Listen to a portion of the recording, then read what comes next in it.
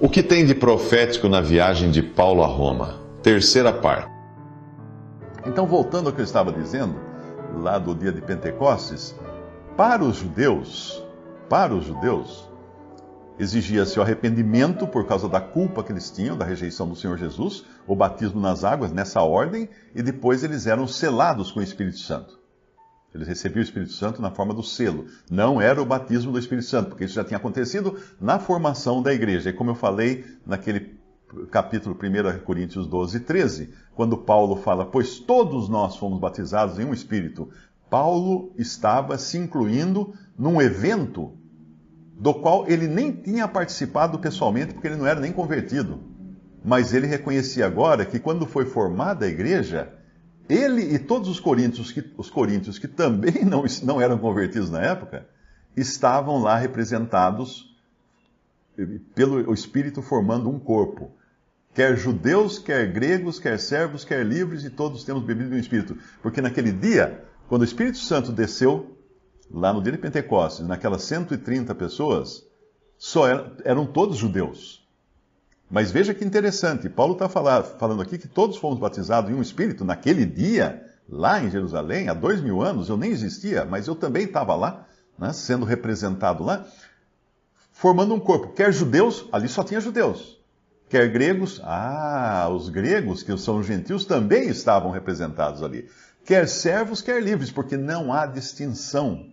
Estando em Cristo, não há servo, nem livre, nem nada, são todos parte do mesmo corpo, membros do mesmo corpo, e temos bebido de um só Espírito. Ele fala nesse versículo de 1 Coríntios 12, 13. Mas continuando então, depois em Atos 8,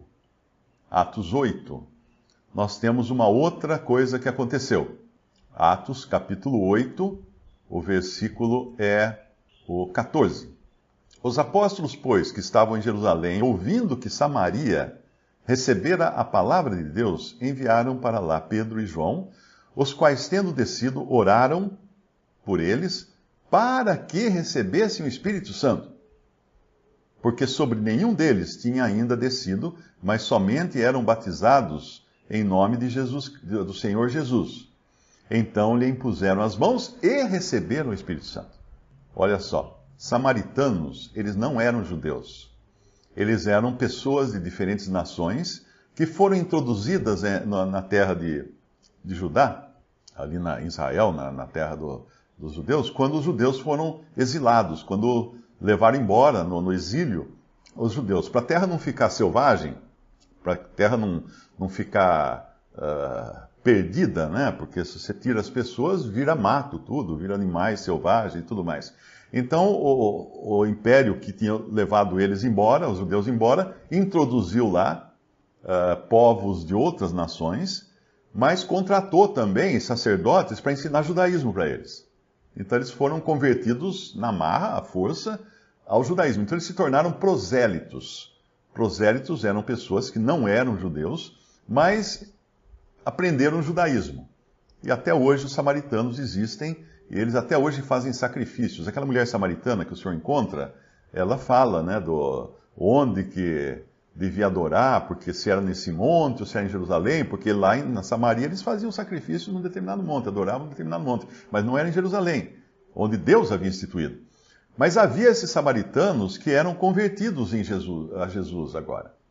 Então, no capítulo 8 de Atos, os apóstolos ficaram sabendo, receberam a notícia de que em Samaria, que não era em Jerusalém, era uma terra mais ao norte, ali alguns receberam a palavra de Deus. Então quem vai para lá? Pedro e João. Pedro levando as chaves. Repare que em Atos 2, Pedro já usou uma chave para abrir o reino dos céus para os judeus. Em Atos 8, ele vai usar a outra chave. Eu sempre imagino Pedro com um chaveiro daqueles de argola, assim, ó. Tem uma argola e algumas chaves penduradas. Então, ele chegou lá em Atos 2, pegou e falou, deixa eu ver, essa aqui é para os judeus. Abriu a chave para os judeus entrarem na casa de Deus. Porque o batismo, na realidade, ele introduz as pessoas à casa de Deus. Sejam elas verdadeiras ou falsas, seja joio ou trigo, ele vai entrar na casa, vai ser cristão agora.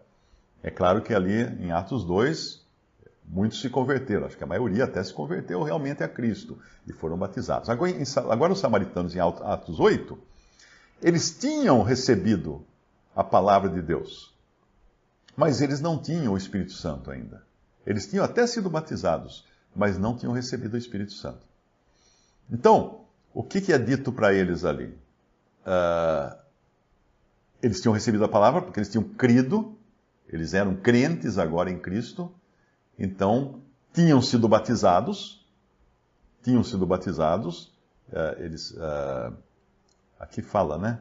Porque sobre nenhum deles tinha ainda descido o Espírito Santo, mas somente eram batizados em nome do Senhor Jesus, ou seja, com a autoridade que Jesus tinha dado para batizar.